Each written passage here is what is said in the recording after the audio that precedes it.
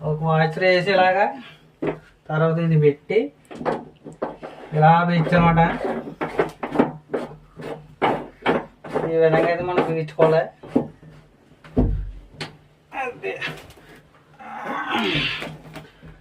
అది ఈ విధంగా అయితే మనం బిగించాలి. ఓకే ఫ్రెండ్స్, మొత్తం మీద అయితే మరి బిగించాము. నిప్పుల్స్ లోన దూరే ఈ విధంగా అయితే ఇలా సెట్ చేసాం. నిప్పుల్స్ మనం ఈ విధంగా అయితే అయింది కాబట్టి ఇప్పుడు మళ్ళీ బయటికి రావాలి. లోన మాత్రం మంచి బాగుంది, చాలా వీటిగా ఉంది, చాలా చాలా జాగ్రత్తగా ఉంది.